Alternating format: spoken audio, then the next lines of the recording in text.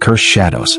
Black Hollow was a graveyard of a town, abandoned by the world and swallowed by silence. The streets smelled of rotting leaves and something fouler, something decayed like flesh left to wither in the sun.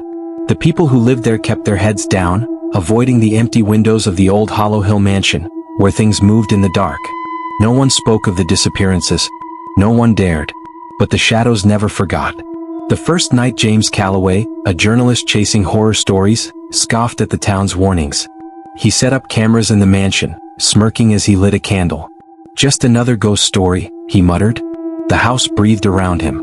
The floorboards groaned not from age, but from something shifting beneath them. The air thickened, reeking of damp earth and something metallic. Then the whisper came. "Leave." James turned sharply. A chill crawled up his spine. The shadows along the walls began to move, not flickering like normal light, but stretching unnaturally, crawling toward him. A mirror in the corner cracked, jagged lines splitting across its surface. James took a step back. A hand shot out of the mirror. Rotten, blackened fingers with jagged nails dug into his chest, piercing through his flesh. James screamed as the hand yanked, ripping skin away like wet paper. Blood spilled in thick streams, pooling at his feet. The mirror shattered completely and something pulled itself through. A twisted figure, nothing but gaping darkness where a face should be, grinned at him with a mouth too wide, lined with needle-like teeth. James tried to run. The shadows engulfed him. By morning, all that was left of him was a pile of bones, gnawed clean, hollowed out, slick with blood. The slaughter begins after James vanished. Black Hollow began to rot.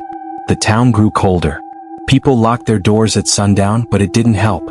The shadows moved freely now, slipping under doors, slithering through keyholes. Mrs. Holloway was the next. Her neighbors heard wet, choking screams in the night but stayed in their beds, trembling beneath their blankets. By dawn, the stench of blood filled the air. Her body was found split open on her bedroom floor, her insides strewn across the walls like a butcher's shop. Her tongue had been ripped out and nailed to the ceiling. Her eyes were missing. And above her bed, scrawled in dripping black ichor, were the words, "They are hungry." The night of blood then came the night when all the lights went out. Black Hollow fell into absolute darkness. From the silence came the whispers.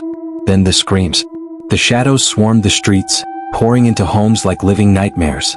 Families were torn apart in their beds. Parents woke to find their children's heads missing, bodies twitching as blood soaked the sheets. A man ran into the street, shrieking, clutching his belly, his intestines dragging behind him like a snake of flesh. He tripped, falling into a writhing mass of shadows. They shredded him apart. Limbs were twisted and snapped, ripped from sockets. Teeth sank into throats, chewing through bone, slurping up the blood like soup. One by one the town was devoured. The endless hunger. By morning, Black Hollow was nothing but a wasteland of blood and bodies. The houses stood empty, doors swinging open in the cold wind. The streets were slick with gore and the air reeked of death. But the mansion remained, waiting, watching. The shadows still lingered, whispering, hungry for new victims. And soon, someone new would come. And the slaughter would begin again.